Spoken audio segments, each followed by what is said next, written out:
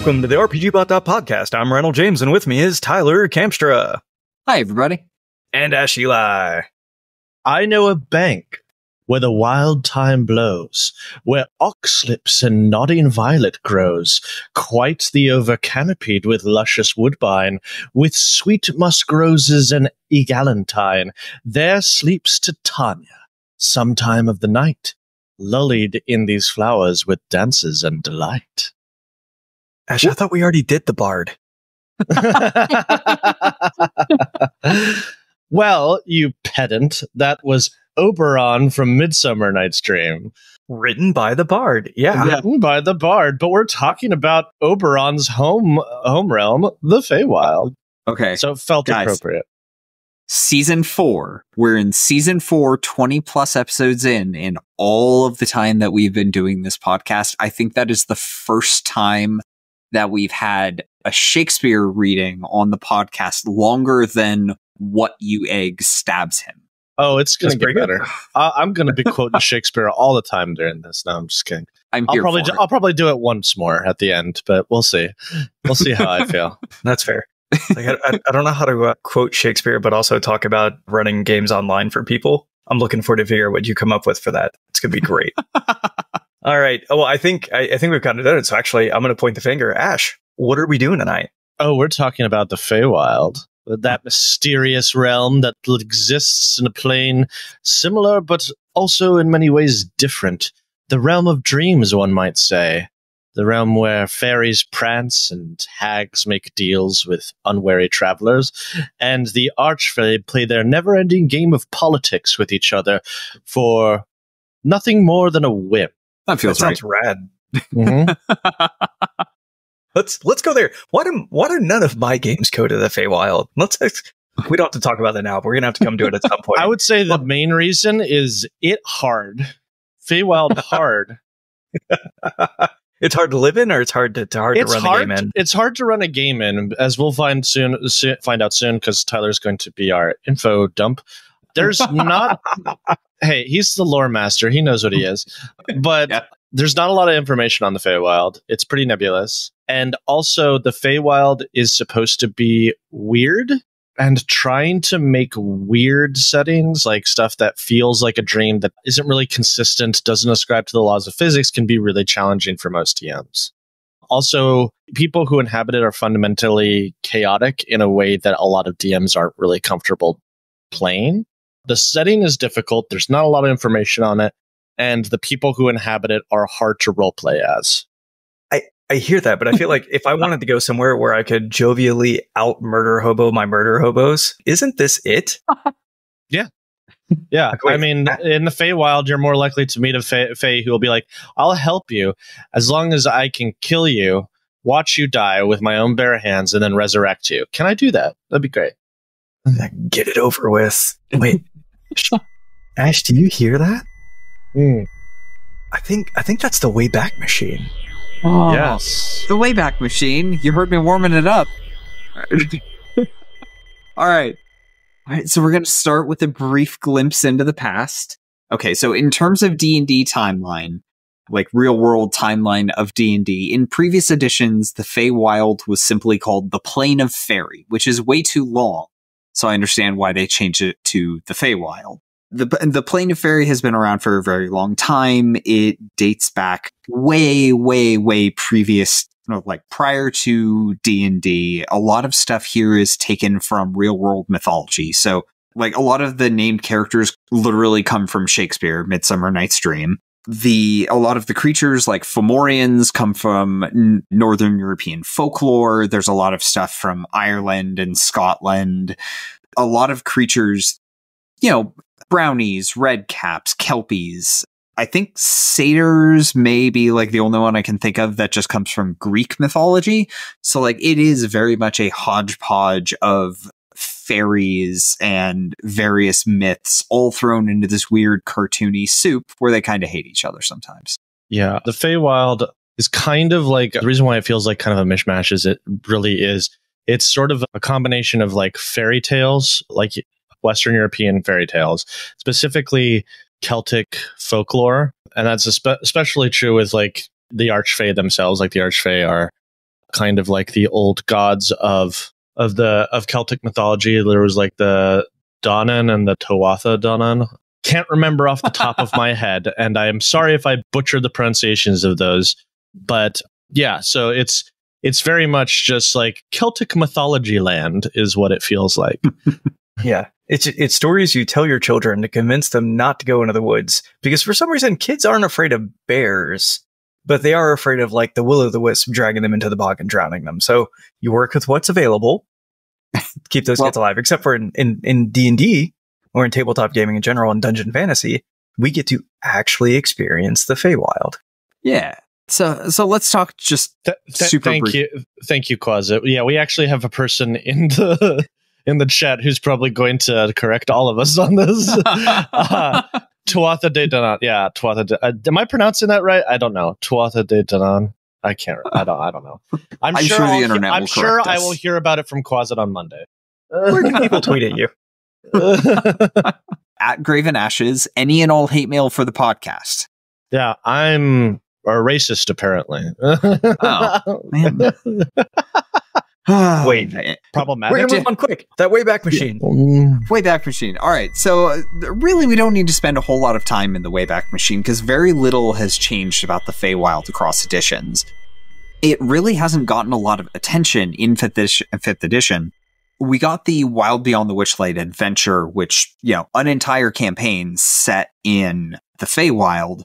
But beyond that, there really hasn't been any attention paid to it. We get monster descriptions. We get the 2 paragraphs of description in the Dungeon Master's Guide. And that's really it. So all of the lore we have is either cobbled together from monster descriptions or from previous editions. So a lot of the stuff we're going to talk about tonight is from manuals of the planes from various editions, from the Forgotten Realms wiki. And yeah, we are also going to talk about the First World in Pathfinder, which is Pathfinder's equivalent to the Feywild. It's functionally the same thing, but they have to change the name and change the lore to, copy my homework, but make it look different. So we talked on a previous episode. I have no idea what order this is going to release in, but we talked on a previous episode about the ethereal plane and how it's coterminous with the material plane. They overlap each other. The ethereal plane does the same thing for the Feywild, and the Feywild sits kind of right above the material plane in the cosmic order.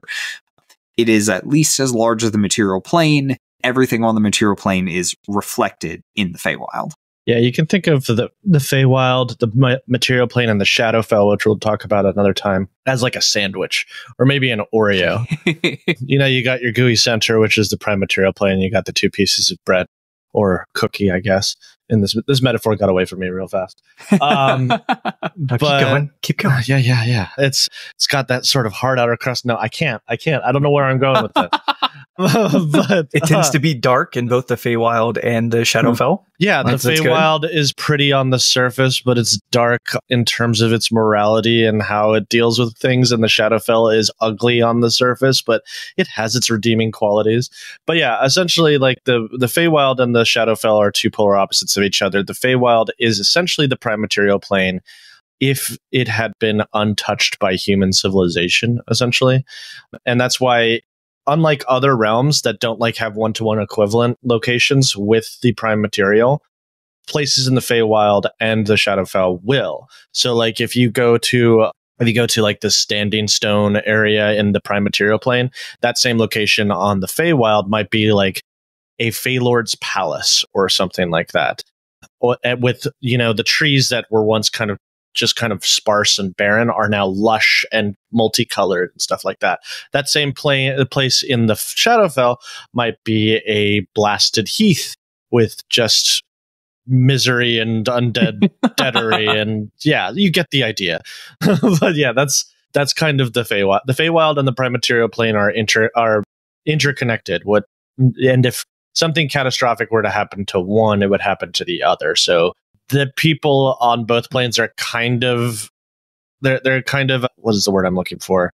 They're kind of encouraged to not try to destroy one another. That would be great. Mutually assured destruction. Yes. Yeah. I want to read something from the player's handbook. So I think it's true. We basically get a paragraph in the PHB on the Feywild But I really liked this, and I think it helps set the tone of what to expect when you get there. The sky is alight with the faded colors of the setting, or perhaps rising sun. But in fact, the sun never truly sets or rises. It remains stationary, dusky, and low in the sky. Yeah. So the idea here that, like, it's eternal twilight. Can you see? Yeah, you can always see. Can you see well? Probably not. You know, imagine if you walked out your back door at dusk, and no matter how long you were out, no matter how far you walked, it just remained eternally dusk. You know, I mean, like, there are bright sunsets, there are dim sunsets. Like, if the sun is above the horizon, even if it's setting, it's still reasonably bright. I wouldn't make vision an issue. Yeah, one thing... That's not the argument that I was making to make, like, vision an issue. Just that, I don't know, you can have a lot of fun with that. Like, that eternal twilight is fun and spooky. Yeah. Yeah. So something that's going to become evident as we talk about the Feywild is there's going to be a lot of contradictory information, because there's a lot of contradictory information about the Feywild. It's a realm that doesn't really follow a set rule, and so it is the land of DM fiat. It is whatever you want it to be. But something that is pretty common in most depictions of the Feywild that I've seen is there are parts of the Feywild that have very brightly lit. They're beautiful and gorgeous, like everything's flowering and green. There are places where it is always dark and it's filled with brambles and horrible bogs and just awfulness. And a lot of that has to do with the division between the courts of summer and the courts of winter. Sometimes courts of spring and autumn factor in, but they're not addressed as much. The main dichotomy is between the court of summer and the court of winter, which, again, I apologize to our Scottish, Irish, and Welsh people. I'm going to try to do this. Is, I believe, a reference to the Danan and the Tuatha De Danann, which would be the Seelie Fae and the Unseelie Fae in classical mythology. I think we can get away with Seelie and Unseelie. I hope the internet will forgive us. That's what we're going to do. That's what they're referred to as in D&D, so that's what we're going to do. I just wanted to give the historical context because I'm a nerd, and also maybe a little bit of a pompous ass, and also problematic. So there. I've said that's everything. Why we're here. Now you don't have to at me on Twitter, okay?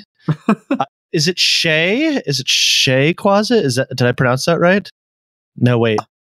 Sidhe? She. Okay. Why is there a D in there? Because Celtic is weird. Gaelic is weird. Okay. The only reason I know that is because The Witcher, I think, trained me. They call elves Enshe, but it seems that they pronounced it wrong. So good to know. Right. Okay. All right, so we've hit this a little bit, but there really is a frustratingly small amount of information from official sources. Like, I went through the Manual of the Planes for 4th edition and 3rd edition, and like everything available in 5th edition. And in 5e, the information about the planes is literally just like what is there in the DMG, and then that little paragraph that Randall found in the player's handbook. In 4th edition, there were 16 pages, which I'm pretty sure is the largest page count given to the Feywild in any edition I'm familiar with. And then 3.5, it's like half a page in the Manual of the Planes. So like, there's a ton of stuff in the Feywild, just the information is nowhere centralized. It's not well aggregated. It's not explained well. And you kind of have to cobble it together from like a million different sources, or just, Google it and hope that the internet's right. So one thing I do like about how it's presented in 5e is we get a couple of optional rules for each of the planes. Like in previous editions, traveling the planes was much more dangerous because each plane has its own rules. You had to worry about things like gravity and weird physics and other things like that. But in 5e, those are all optional rules, probably because if you're going to be in the Feywild for like 5 minutes, the DM doesn't want to have to be like, oh yeah, time dilated weird, and it's yesterday now. And the campaign's over because everyone's dead. Yeah, the time dilation seems to be a pretty big part of the Feywild in most D&D things, and that's that again. Tyler's giving us the historical D&D context. I'm going to be the historical real world context.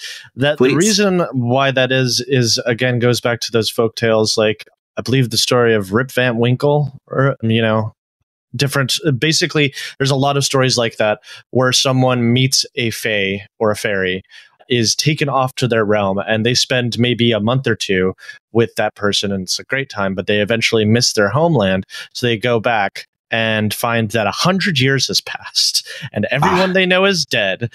I remember, and Quasi can correct me if I'm wrong, there was this one story of this knight who meets this beautiful fae lady. They get married.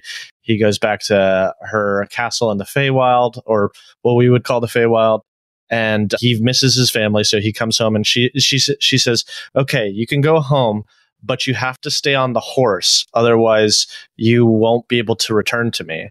And he's like, okay. So he goes back. He finds out 100 years has passed and everybody knows he's dead. So he has a freak out and he gets off the horse, instantly ages 100 years and dies. Oh. So she warned him. Yeah, listen to your fairy people, man. They're not just trying to, I mean, sometimes they're trying to mess with you, but pretty much always they're trying to mess with you. But in that case, I don't think she was messing with him. If they married you and they were real about it, maybe listen to them, because they're probably not messing with you. Yeah. In that particular story, it's like, I gave you one instruction. There was only one thing you had to do. Yeah. So really it's your fault, isn't it? Idiot. Freaking idiot. Sounds like he won't live to regret it. So, nope. There was a minute there. So let's talk about those optional rules real quick, because I think they're neat. I like rules. So the first one we're given is memory loss. With this rule, when a creature enters the Feywild, you can go in, you can have your cool adventures, but when you leave, there's a chance to just forget everything that happened. So it's a DC 10 wisdom save to resist the effect. And even if you succeed, then your memories are just perpetually fuzzy. So you won't remember exact details. You might remember like broad strokes of what happened, but you're not going to remember like, yes, we had turkey sandwiches for lunch, something like that. There was Turkish delight in the winter, and I loved it. Right. Narnia, great example of the Feywild, right? Kids go in, quick adventure. They run around Narnia for a while. They live an entire lifetime. They become kings and queens over Narnia. And they're like, hey, I kind of miss home. It's time to go home. And then boom, they're kids stuck in World War II again. Jeez. Yeah. Now with that, a Jesus lion. Thank you, Quasi. Yeah. No, it just wouldn't be a good depiction of Celtic mythology if we didn't sneak in a little Jesus somewhere in there, because that's pretty accurate to most depictions of Celtic mythology, because we have so little of like what Celtic mythology was before the advent of Christianity that a lot of it is unclear what is actually original and what was sort of morphed to fit the Christian narrative. I mean, my understanding is like C.S. Lewis like kind of broadcast like, this is exactly what I'm doing and it's going to be great. Yeah, but it's why there's like back and forth between scholars whether like the Fae and the Dánann are like gods or something else, because the materials that we have don't ever really refer to them as gods, just like tricky spirits who don't have humanity's best interest in heart. But we don't know if that's from the original lore or if that's a Christian corruption of what the lore was. That maybe these were gods that in retrospect were twisted into tricky spirits that want to take advantage of mortal men. Interesting. Yeah. Catholics. They ruin everything, man. They ruin everything. That's my problematic take for the day. Historical Catholic Christians ruined mythology, okay? It's why we only have one source for Norse mythology and why it was written by a very adamant Christian guy for his own purposes. And there is so much stuff that is probably not in the original mythology, and it makes me mad. I love the take that like medieval Catholics ruined Western European mythology.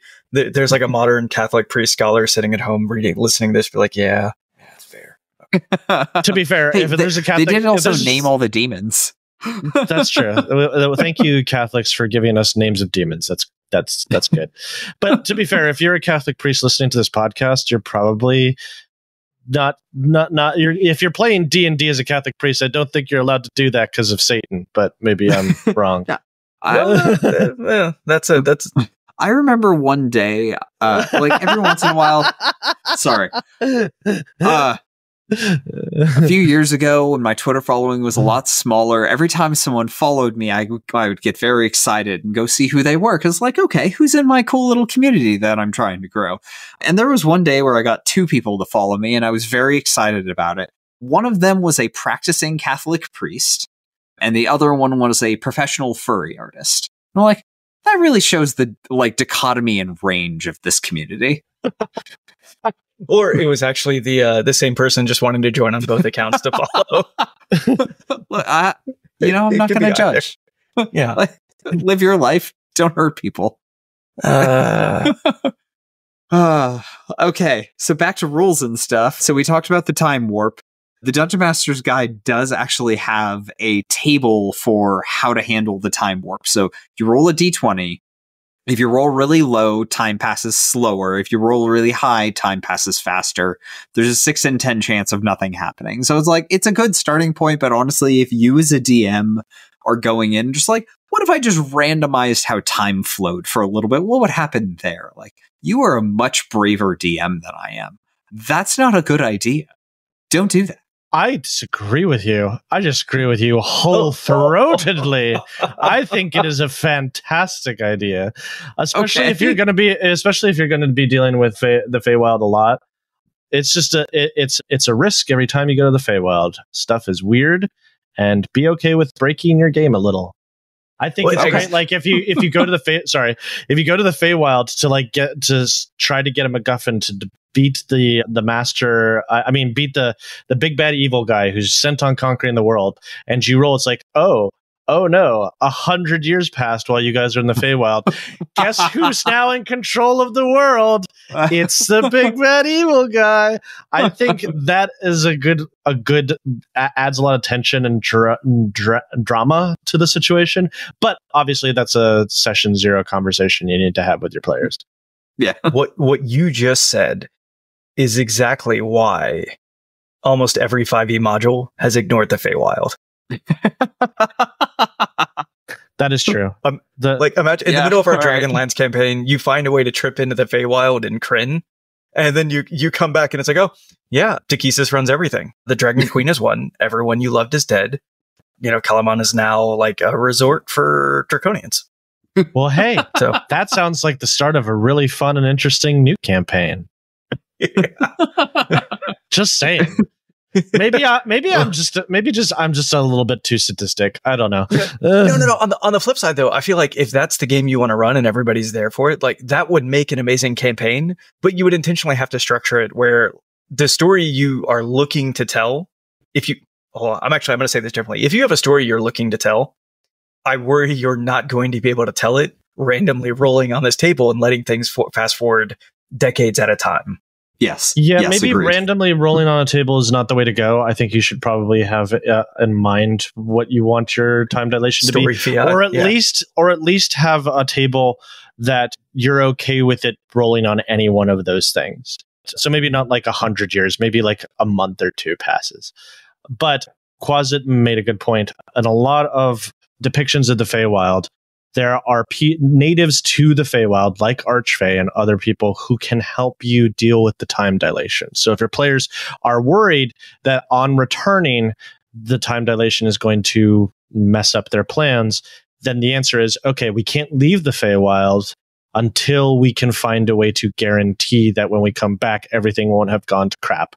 That actually was used to pretty great effect in the climax of Critical Role's Campaign 1. Spoilers, I guess.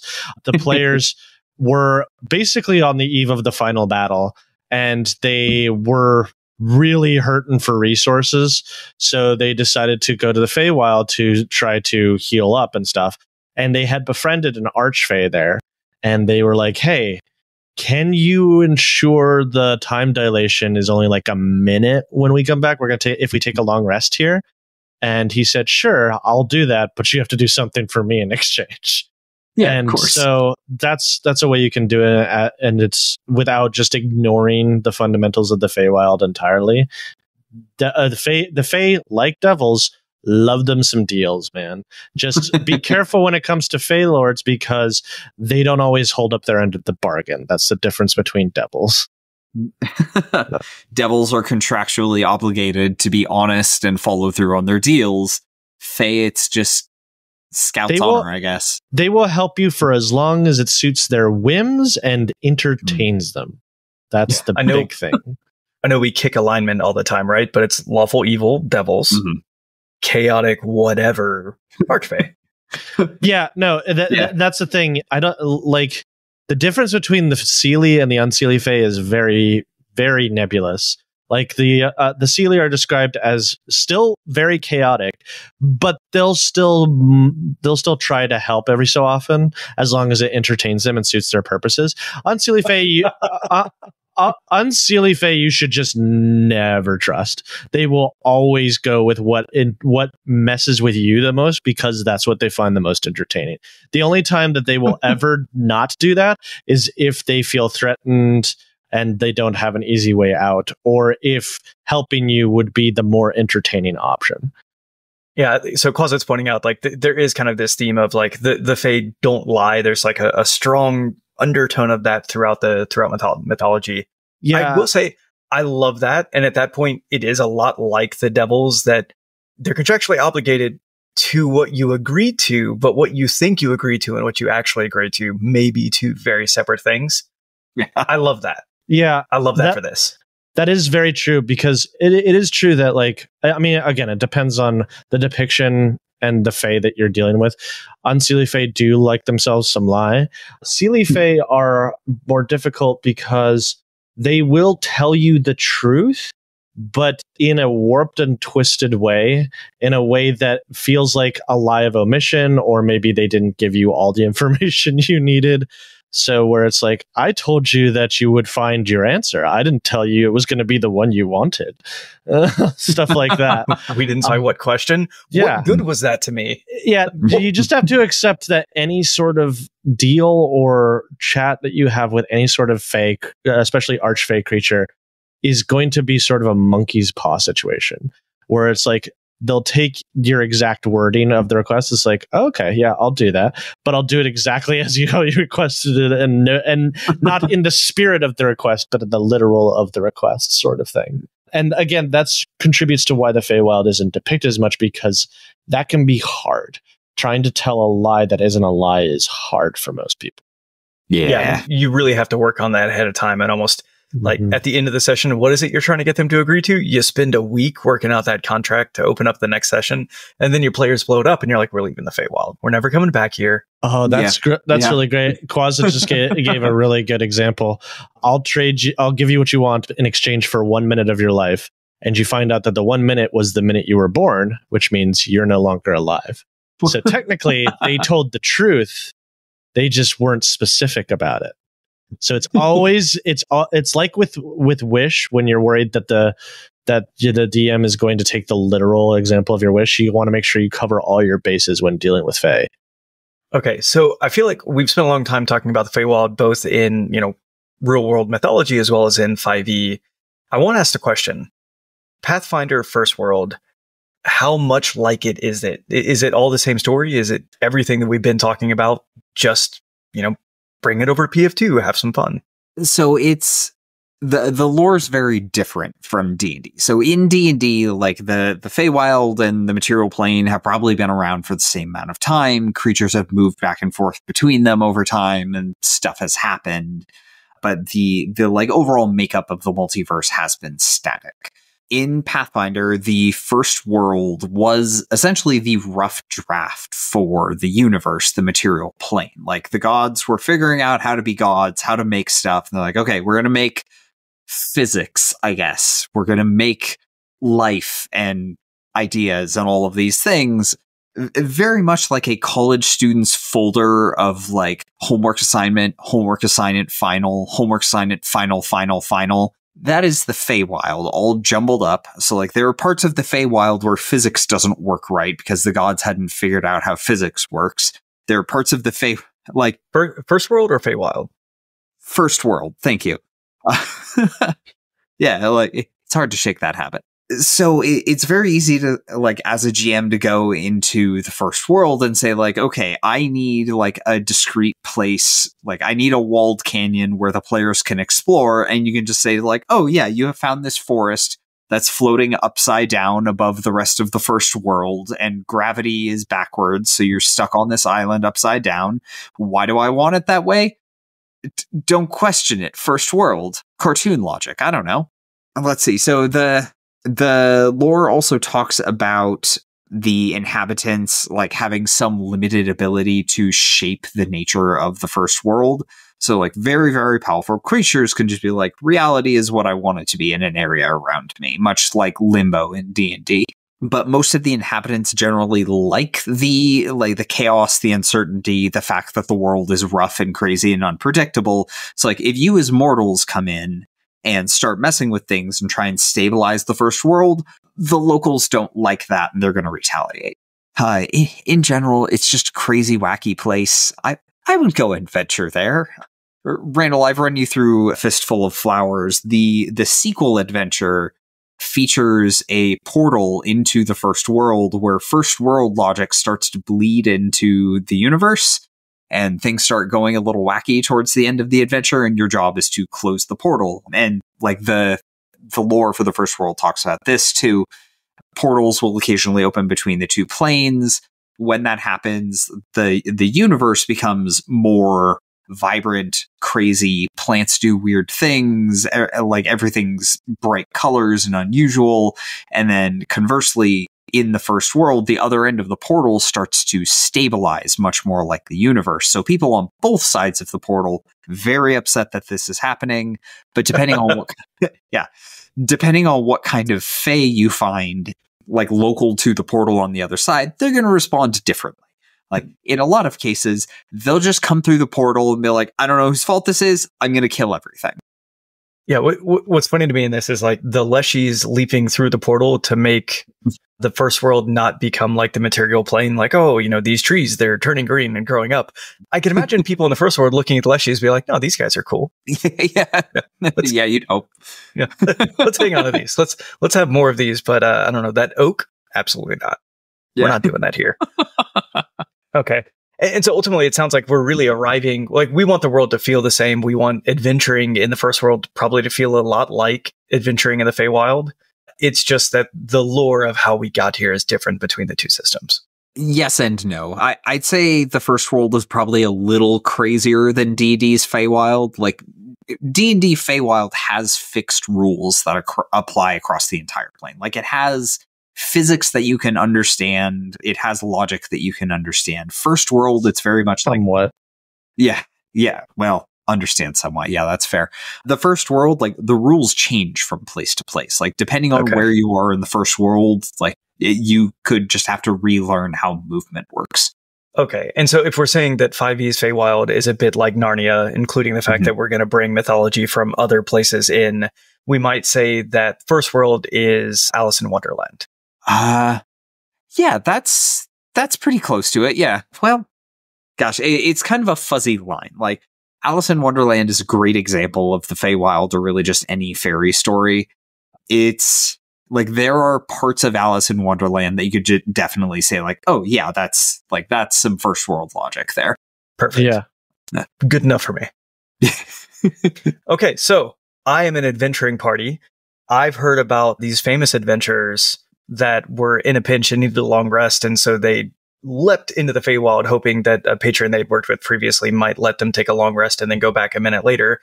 And I'm thinking, that sounds great, so I'm about to die. How do I get into the Feywild? I think the better question you have to ask yourself is, how do I get out of the Feywild once I'm there? Because you don't usually go find a way into the Feywild. The Feywild finds you. It's more of a situation where you're out fishing with your buddy one day, and you go to maybe take a leak in the forest, and your buddy realizes you didn't come back because you walked into a barrier between worlds, and now you're with a dryad who is like, you're staying with me now, you're mine now. It's very typical. Obviously, the easiest, most consistent way to get there is with plane shift, but that's a high level spell. Yeah. Some campaigns or settings have, like, specific places where the Feywild crosses boundaries. There's like might be portals and stuff. Or if you're in the Outlands, you just find a portal to the Feywild. But usually you don't realize you're in the Feywild until you've already walked pretty far into it. And at that point it's like, oh crap, how do I get back? How do I get out of here? And if you're not an adventurer, the answer is you don't. This is where you live now. That's really true. Like the Feywild is notably the only plane of existence that you can get to from the material plane by accident while doing something completely normal.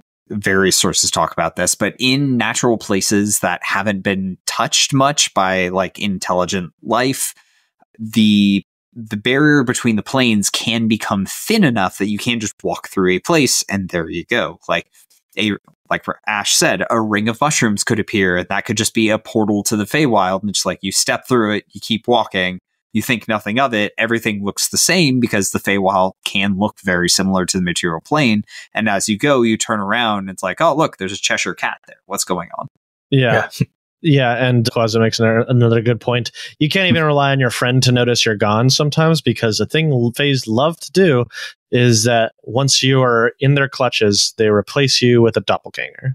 That's where changelings originally come from. They are not, and changelings in D&D are just creatures that can change their faces. But in original lore, it's person who was replaced by the Fae for the specific purpose of abducting them, and their relatives never finding out about it. Yeah, which hag has a method of doing that? Like they steal a child, and then they put green hags are pretty famous for doing stuff like that. Yeah, that sounds right. That's like Pathfinder really held onto that lore for changelings, because changelings in Pathfinder, if you haven't played Pathfinder, you might be confused as to what a changeling is in that game, because they're not like they are in 5e. No. You can't just change your face. Changelings are usually female, and they can be of any race, but they're usually the daughters of hags. Like they were either corrupted by some magic and put back with their families, or they're the replacement. Like the hag stole the original, ate it, and then made you and put you back with your family.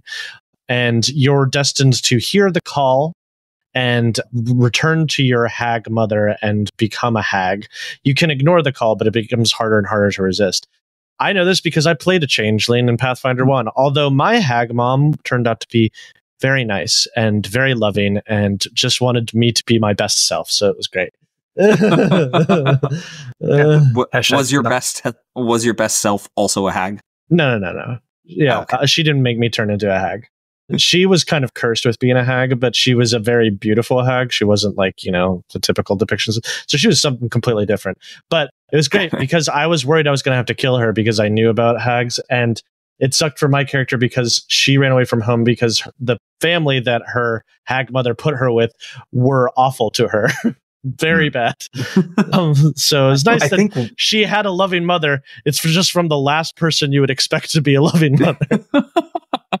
I think one of the Toma Beast actually has a beautiful hag. I can't remember which one right now. I might try to figure that out. I love that story because, like, what did you do? She wasn't happy with being a hag, brought you in, and it's like, okay, you can have this life and it's going to be great, but we're going to break the cycle, you and I.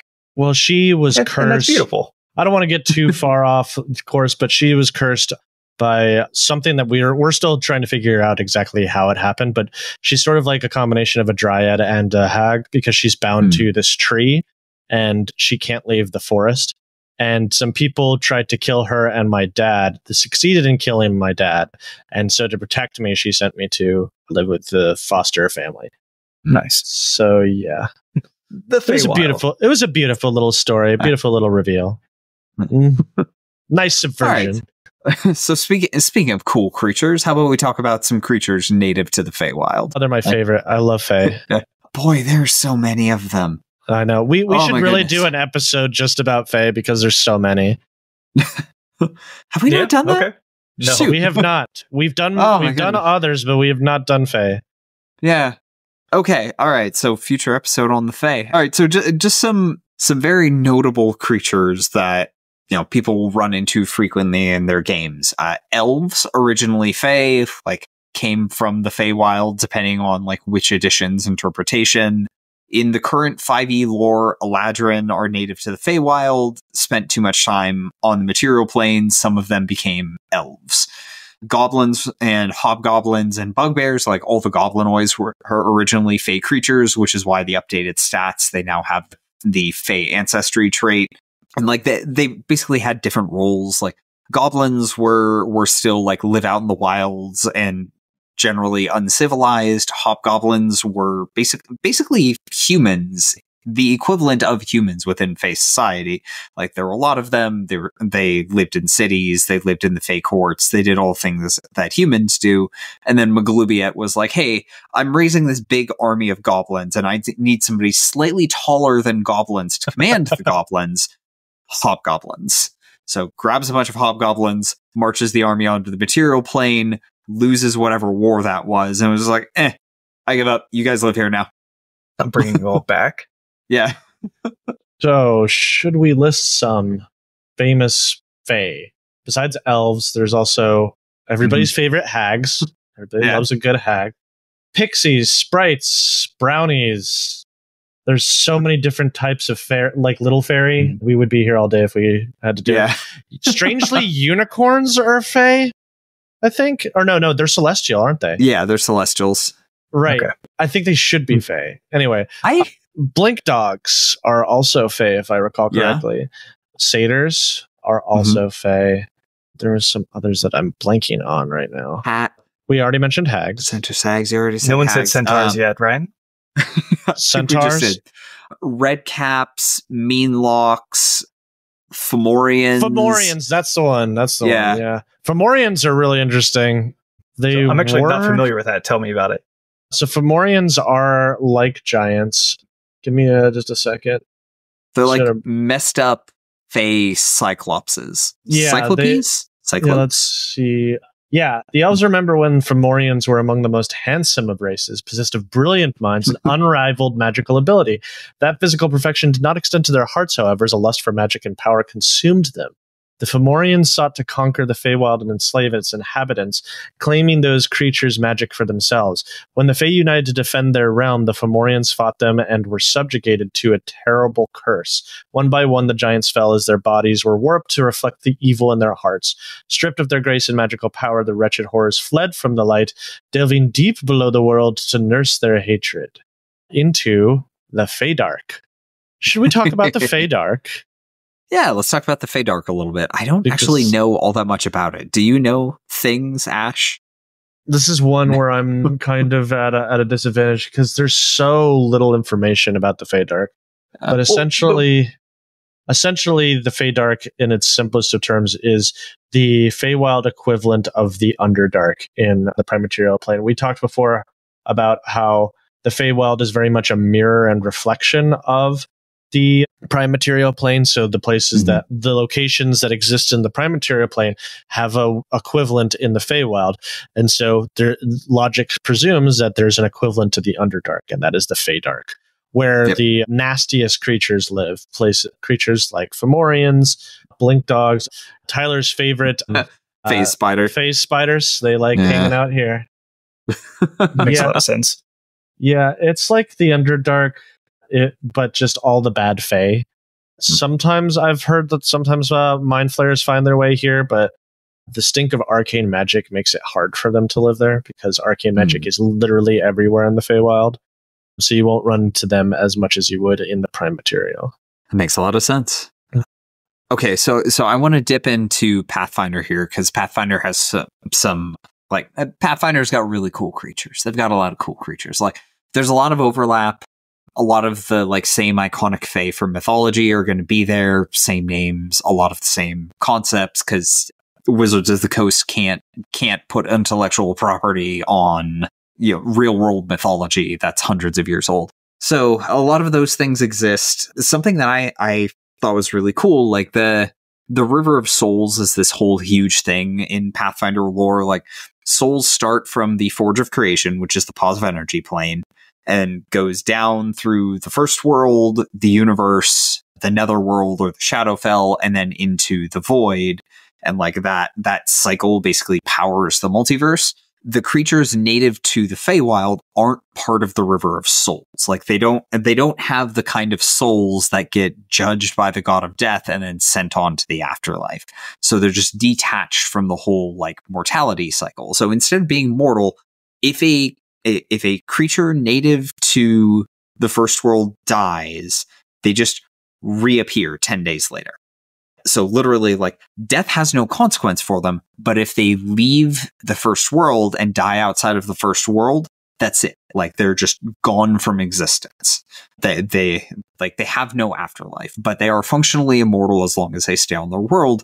But because they're functionally immortal, they basically have no value of life. It's like, you have annoyed me. I'm going to kill you. I'll see you in 10 days. Yeah, if you want ideas for Fae, I honestly think Pathfinder has way more interesting Fae than 5e does. It just has way more of them, too. Yeah. My personal favorite Fae in Pathfinder, Gremlins. I love them to pieces. They are so great, and there are so many of them. Everybody's favorite in Pathfinder, I say that sarcastically, is Pugwampies, because Pugwampies have an unluck aura, which is essentially like anybody who's within 20 feet of them, all of your rolls are at disadvantage. All of them. Oh God, that's miserable. Yep. Mm-hmm. I had a fight recently in my Pathfinder 1 game where it was just 2 gremlins against a party of 4, and it classified it as severe. And I was just like, how can this be severe? Because one of them was a Pugwampy, and my players missed 90% of their attacks because it has an AC of 20 at level 1, and the players are level 1. And so, yeah. Mm-hmm. They were. Wait, okay. Did the other gremlin also have disadvantage given that it is within 20 feet of? No. Are gremlins immune? Is this the reason this works? Yeah. Mm-hmm. It's right. Yeah. It launched them into the siege, right? Like just you're going for a ride. Yeah. No, Pugwampies are notorious in the Pathfinder community as, like, you know how 5e has those low CR creatures that are like can be really dangerous in the right hands, like a Bodak or a Banshee. Yeah, or Shadows, as I've learned from my Ravenloft campaign. Yeah, Pugwampies are that for the Pathfinder community. They are little bastards, but I love them so very much. And there's good gremlins too, like gremlins that like to help people out. My favorite is also ale gremlins. Ale gremlins are... Ale gremlins? Mm-hmm. Do they serve you ale? No, they throw it at you and try to make you drunk. Yeah. I mean, that's kind of serving it to you when you think about it. Yeah. There's also brownies. Brownies are really sweet. Like if you can... That's funny. I didn't intend that was not intentional. That was not intentional. But brownies are these cute little creatures who, if you do them a favor, you have a friend for life, even if you don't want one. You are now befriended by Brownie forever, and they will they'll clean your house, they'll do your dishes, they'll massage your feet and stuff like that, and they'll just hang around being kind of a little bit overbearing. You got to put up with it, because if you offend them at any point or like be mean to them, they will make your life a living hell. So be nice to brownies. All right. Yeah. So there's some bigger creatures in terms of Pathfinder Fae as well. So there's this group of creatures called the Eldest.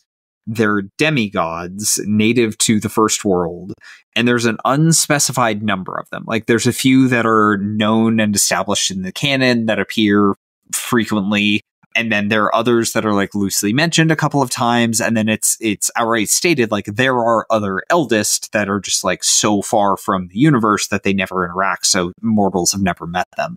But they're demigods. They're strong enough that they can determine the rules of the first world around themselves to a degree. So you can be like, okay, gravity works normal here. This is up. This is down.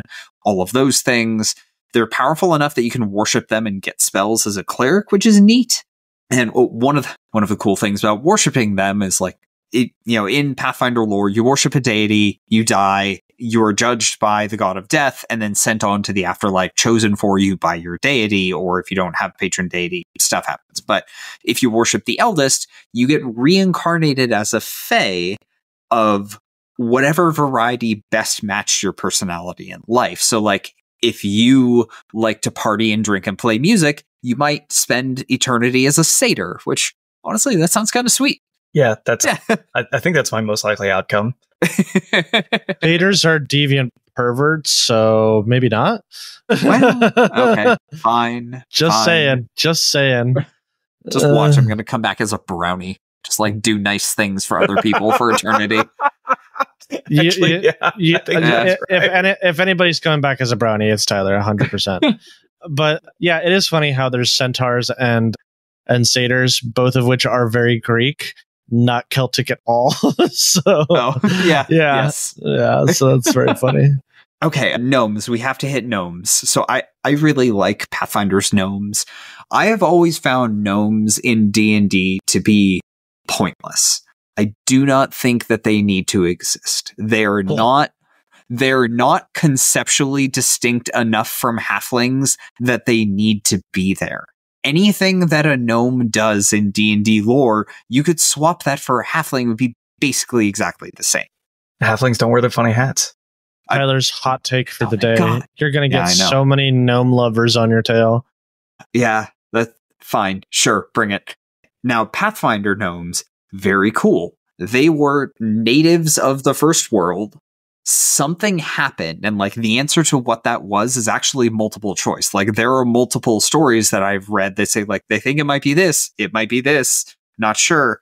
But basically, most of the gnomes had to leave the first world to survive whatever calamity this was, but they are still very much tied to the first world. So they have this weird thing called the bleaching, where if you don't continually seek out new experiences, try new things, like broaden your horizons, you eventually become so bored with existence that literally like all of the color washes out of you, including your clothes, and then you eventually just die. Gnomes can get literally bored to death. And I love that. That's fantastic. Yes. And when you see gnomes with all the like crazy hairdos, like, oh, I've got like 3 foot tall spiky pink hair. It's like, no, their hair just grows like that. Like, I thought that was a fashion thing. No, that's normal. Wonderful. Yeah. I love it. Pathfinder gnomes are way cooler in terms of style than they are in 5e. 5e is just like halfling, but they have like old persons and problematic Jewish stereotypes attached to them. So there you go. They got the hooked noses. They're balding and have gray hair. Great. Thanks for that. That's fantastic. They live in forests and talk to burrowing animals. That's a thing that they can do. Yeah, also inventors. Yeah, whatever. But yeah, no, the gnome, like you look up gnomes in Pathfinder, they just look like they're fun to hang out with. They look like impish little scamps, and they're like that race from Dragonlance that everybody hates that I love so very much. Kinder, yeah, they're freaking great. I love them. I love trickster races. They're so fun. It's also not as annoying as Kinder. They're not as annoying as Kinder, but they still have that trickster sort of aspect to them. But it's also why I love the Pathfinder's depiction of goblins more than 5e. Goblins in Pathfinder are so freaking cute. I love them so much. Weird green bobbleheads. Yeah, and again, 5e goblins are like, let's do Jewish stereotypes redux again. I think it's a bit of a stretch to say that 5e goblins are Jewish stereotypes. They're like not. they tried really hard to get away from them. But there's problematic lore there. I'm just making jokes. I actually really like the goblin depictions in Baldur's Gate. I will have to say, like they made them all like they kind of pulled inspiration from World of Warcraft's goblins, and they gave them all like New York / Brooklyn accents, which I love.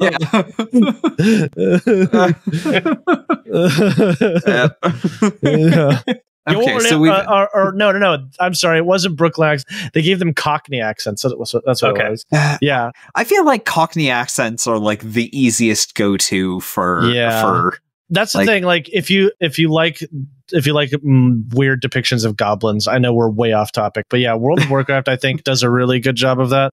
They're still greedy little spiteful pricks, but they're like the mob. Instead, they're like New Jersey mobsters. Like they run casinos. They have like little suits on, and they just. What world is this? World of Warcraft. Oh, okay. That's cool. All right. Yeah, no, they're great, and they made that their technology is like they're constantly competing against their arch rivals, which are the gnomes, who also are technological inventors. And gnomes make practical, weird technology. The goblins are like, how can I get more power? I don't care if it blows me up. I just want more power.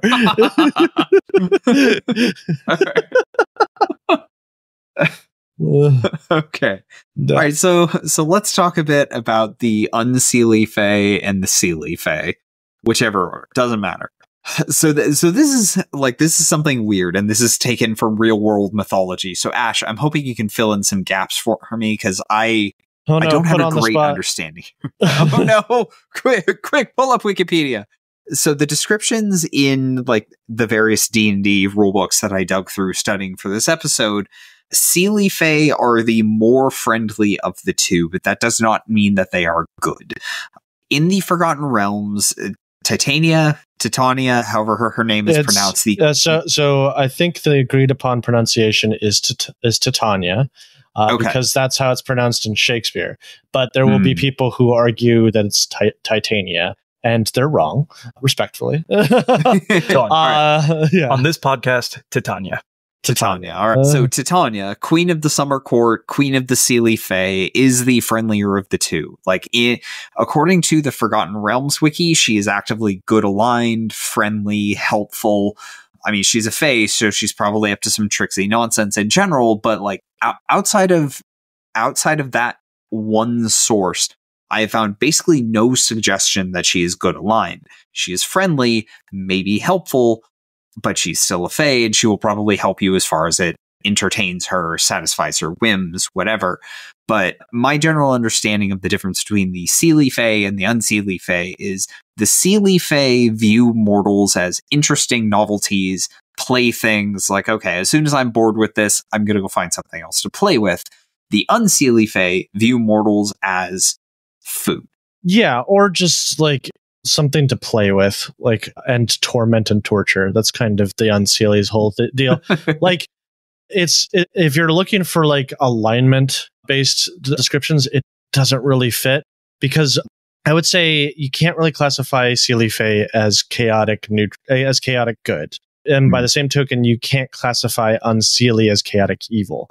I would say that Seelie are all of the Fae are chaotic neutral in some way, but I would say that Seelie Fae are chaotic neutral that lean sometimes towards good, whereas the Unseelie Fae are chaotic, just pure chaotic neutral, without any sort of bias to one way or another. I feel like the distinction I'm hearing you make really is this. If you're working with a Seelie Fae, there are things that you could say that will leave you dead. Correct. There's a view of them. For the most part, you might be able to work your way through this situation. If you're dealing with the Unseelie Fae, there are a few things you could say that might leave you alive. Yeah. But right. Most outcomes are going to go the other direction. 100%. So yeah, if you find yourself a prisoner of the Fae, if you find yourself in the Summer Court, which is the court of the Seelie Fae ruled by Queen Titania, then you'll probably be okay as long as you keep your hosts entertained. If you're in the Unseelie Court in the Court of Winter, ruled by Queen Mab, then you are most likely screwed. So you have to find a way to escape, because more than likely or not, you will either be dead or be tortured for their own amusement. So good luck with that. Okay, now that's something interesting. So the Queen of the Unseelie Court, the Queen of Air and Darkness, in every official D&D source that I have looked through, assembling materials, figuring out what's canon, what's not, all of those things, she's only referred to as the Queen of Air and Darkness. Her first name is never used. Yeah, because the reason for that is calling her name is considered to be very unlucky. And she was, it's like a Voldemort situation. It's like she could have wrote that down for us, though. She becomes aware of your presence, especially if you're in the Feywild. If you say her name, that just comes from old folklore. So yeah. Let's see. Stop it, Quasit. Quasit in the chat is just typing Mab over and over again. Something else interesting about her, she apparently has no physical form. So, like, if you go to wherever she is, you can feel her presence. You know exactly where she is, but she doesn't have a physical form you can look at. If you can see invisible creatures, apparently she appears as basically a starkly beautiful elven woman, but somehow has no physical form. Yeah, she's Fairy logic. She's basically the Snow Queen, essentially. Okay. I can see it. So Elsa. But yeah. Form. Okay. If you're interested in Archfey and the lore of the Archfey, like 5e doesn't go into great detail about it, but fortunately our friends at Kobold Press have some really great stuff. Tome of Beasts 1 has stat blocks and lore for a bunch of different Fey lords, and one of them is the Queen of Ice, which you could interpret as Queen Mab, but they don't actually call her that. And she is brutal. Wouldn't want to fight her. She's like CR 17 or 20. I can't remember. It's like 21 maybe. But yeah, she's brutal. She also has the Ring of Winter on her, so that's fun. That's where the Ring of Winter is supposed to come from. All right. Mm-hmm. So we'll have a link in the show notes. We did a review on the site if you want to take a look at the recently re-released Tome of Beast 1 from Kobold Press. Yeah. Wait a second. Quaza is saying that it's pronounced Maeve instead of Mab. So I have a question for you, Quaza. Is that why you named your character Maeve in our Planescape game? So many things make sense now. Man, we need to get Zoe back on the podcast sometime. So like, hey, so fairies, what the heck? Yeah. She would be able to tell us so much. When we do Fey creatures, that's probably the invite put out there. Oh my God, yes, we need to get Zoe in for Fey creatures deep dive. Okay. Let's see. So there's just a couple more things I want to hit. The fairy courts, the Seelie and Unseelie, like they are specific courts. They have membership. They're Fey that aren't members. In general, you have to be very attractive to actually be a member of the Fey courts. So like if you are an ugly Fey, you are an innocent bystander in the Seelie versus Unseelie conflict. Also, both the Seelie and Unseelie Fey hate Fomorians. So like lots of hatred. They're not good looking, first of all. Yeah. Yeah, that seems like enough, honestly. that would be for a Fey, yeah. But then it got worse. Yeah.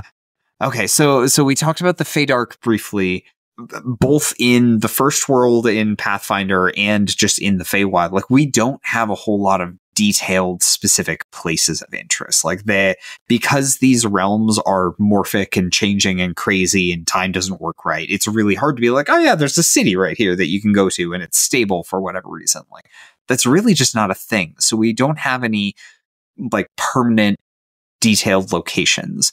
One thing we do have, when Wild Beyond the Witchlight was released, we got a digital only supplement called Domains of Delight.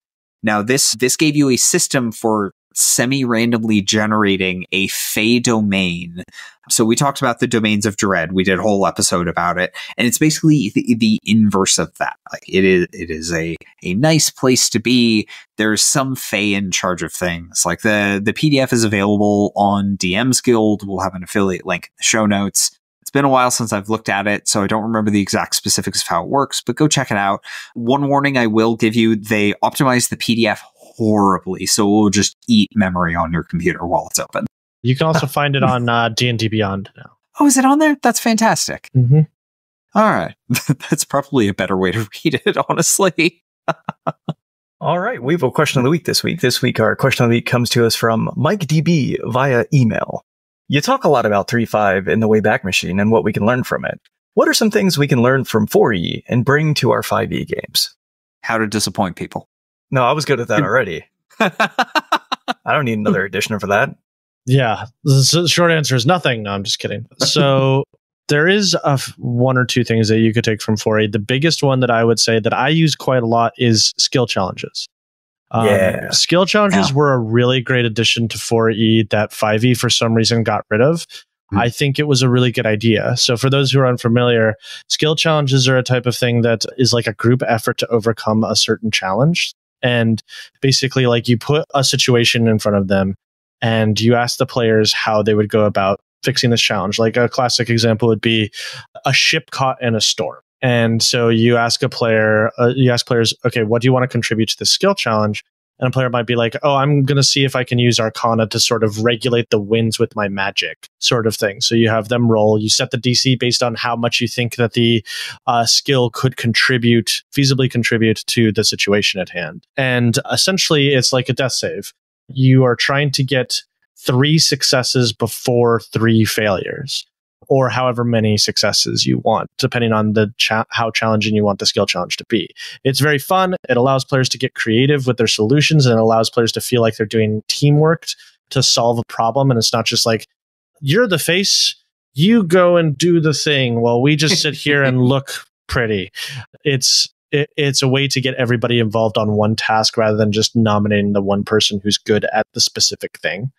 So that is definitely something you can take from 4th edition. Another one that I would say is Elite Monsters.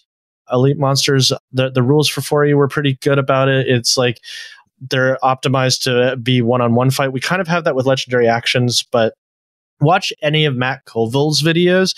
He does a lot of deep dive. He thinks 4E is way overhated, and he thinks there was actually a lot of really good ideas in 4th edition that 5E just abandoned because people hated 4th edition so much.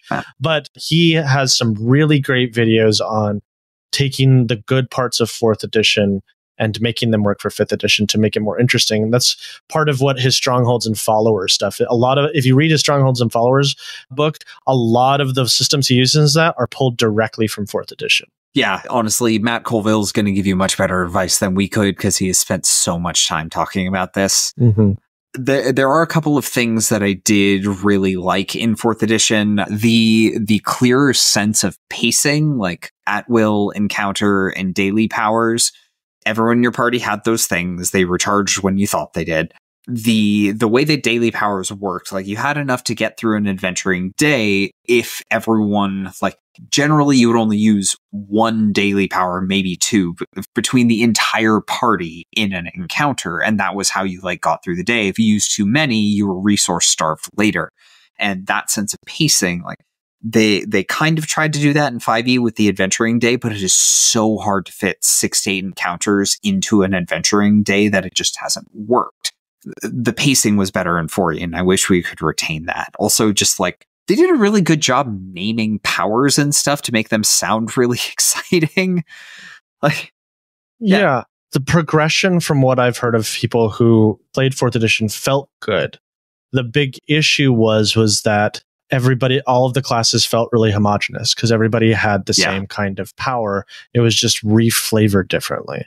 But if they had made the classes more distinct but kept the progression, a lot of people kind of prefer how the progression felt in 4e than how it feels in 5e, because every level you were getting something that felt really good and felt like it changed how you played the game. Whereas in 5e, you have power jumps and then a lot of levels of nothing. So it's that's one of the compliments I've heard about 4th edition, was that it nailed progression really well, even though it dropped the ball when it came to diversifying the classes. Yeah. So all of my exposure to 4th edition was from listening to Drunks and Dragons. Yeah. And I say that to then say, I really loved the idea of Bloodied, and the fact that 5e doesn't have anything. Like, my players are constantly, it's like, well, how's this particular character looking? And like, the most easy and honest answer is to be like, Bloodied. Like, great. And you're not giving up a ton to say that, because nobody's sitting there counting exactly how much damage has been dealt to this creature. Yeah, that's what I use bloodied terms all the time. For those who are unfamiliar, bloodied is what a DM says when a creature has reached below half its hit points, so that your player's like, okay, so it's getting there. Although sometimes we make a joke of like, how can a ghost be bloodied, or how can a construct be bloodied? It is leaking ethereal energy, or it's sparking. Yeah, more transparent now. I don't know. Yeah, it's struggling to hold itself together. One brilliant idea, speaking of like tracking hit points and stuff, that Matt Colville, again, I can't recommend Matt Colville enough. He has some really great material on YouTube. All of his videos are worth watching. But he recommended that the players write down on like the if you have like a dry erase board that you use for your maps, have the players write down how much damage they've done to a monster, And that way you can just kind of consult it. You don't have to keep track of the monster health anymore because you have enough to keep track of. And you just look at it, and once it reaches the HP threshold, you're like, okay, it's dead. It helps you as a DM so that you don't have to track that stuff, and also helps the players to see how much damage they're actually doing to a creature. So that's a way you can do that. Okay. I don't want to do that. You track damage additively instead of subtracting it from their HP, and you make players do the tracking. Yeah, okay, I can see that working. It smooths combat. It makes it easier on the DM. It makes players feel like they're making progress, regardless of you can still keep it hidden because they don't know what the max is. They just know that they're dealing damage to it. Okay, the one, and this is a small wrinkle. I know we could easily work through this. How do you communicate resistance? Like, independent of that idea, do you always do the... So when my players hit a creature that has resistance, I feel it's fair play to be like, your attack didn't hit with as much heft as you thought it would. Because that feels like something a player would realize in the moment. Unless they have a very specific... like, if you hit something, especially if you're pretty used to hitting things, you're going to realize when that blow didn't land as hard as you expected it to. So I have no problem with telling players that, hey, this creature resisted your attack. I know not all DMs are like that, but I feel like it's fair play to do that. I don't tell my players what they're resistant to, so they still have to find that out for themselves by experimenting. But once they know it, then they know it. And I don't really see the issue in that unless you really like keeping that information hidden from players, which I think will cause problems later on when they're like, we've hit this guy so many times. Why isn't he going down? It's a mystery. I don't know. That just feels like it feels like a bad move. I don't know. Yeah, but that's just my opinion. I usually give it up eventually. Like, if it depends, right? Like, let's say I've got a skeleton. It's like, okay, yeah, sure. Immediately that didn't seem like it was super effective versus like if you're using a particular kind of magic and it's like an elemental resistance, maybe it's the first time that they strike, especially if it's a big strike, calling out like, hey, that didn't look super effective. If it's a cantrip, I might take one or two of them and be like, it doesn't, you're starting to notice that let's say fire isn't as effective as other things that you're doing. I think if you get it immediately, I like the idea of like add it up. My gut reaction is having to do it's like, you notice that it's not super effective. And they're like, oh, it's not super effective. And we're like, yeah, just cut that in half. Okay, right there. That number. Yeah. And that's fine. Like if that's the way you like to rule resistances, then maybe the system doesn't work for you. But then I would also say another way to do it is instead of like doing subtractive math in your head, which is hard for some people, just do the additive thing for yourself. Just write down how much damage is done, add on to it, and once they reach the max, it's dead. So, yeah, just other ways to track health. But this is way off topic. But I hope that helps, Mike. Bloodied. Yeah. All hail the Leisure Illuminati. I'm Reynold James. You'll find me at amateurjack.com and on Twitter and Instagram at jackamateur. I published a story fairly recently. We'll have a link in the show notes. It's about alcoholism, and then things get weird. I'm Tyler Campster. You'll find me on RPGBOT.net, Facebook and Twitter, RPGBOT.Net, most other socials as RPGBot. If we shadows have offended, think but this, and all is mended, that you have but slumbered here, while these visions did appear. I'm Ash Eli. You'll find me dramatically reading tweets on at Graven Ashes. You tweet at me, and I promise I will read it dramatically in my head. Maybe I'll even record it all the time. Or you can hear my sultry, dramatic voice on YouTube at Ashraven Media. If you want to hear it even more often for your games, you can find me on startplaying.games, and I will transport you to a world of Fey and anything in between. Link in the show notes. If you've enjoyed the show, please rate and review us on Apple Podcast and rate us on Spotify or your favorite podcast app. It's a quick, free way to support the podcast and helps us to reach new listeners. You'll find links in the show notes. You'll find affiliate links for source books and other materials linked in the show notes, as well as on RPGBOT.net. Following these links helps us to make this show happen every week. If your question should be the question of the week next week, please email podcast@rpgbot.net or message us on Twitter at RPGBOT.Net.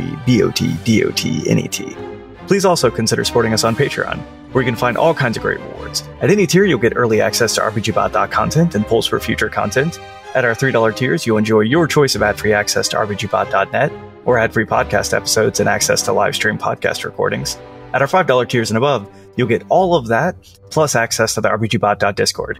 You'll find us at patreon.com/RPGBot. We got him. Oh, man. So the only play I've ever been in, I played Puck in Midsummer Night's Dream in middle school. Jealous. They had 4 of us play Puck, and we would rotate in during scenes. That's brilliant. That's brilliant. It was a good idea. It didn't actually work because we were children, but they didn't pick us because they thought we'd be good at it. They picked us because there were 4 redheads who went to the school, and they didn't think people would be able to tell us apart from a distance. That's funny. That's so funny. Did But it work? that defeats the purpose. The other 3 were all girls, and we were all wildly different heights. So no. That defeats the purpose. Come on. Yes. I had the good fortune to play Bottom in my high school's version of Midsummer Night's Dream. Was one of the most fun roles I ever got to play. I do enjoy Bottom. The only Shakespeare role that maybe beats it for me that I got to play was Macbeth. I love that play with all my heart, and I love that role. So yes, I feel blessed. I've literally never done Shakespeare. Really? That surprises me for you. It's a lot of fun. Never man. did. It's a lot of fun. But then again, I'm a theater nerd, so I love.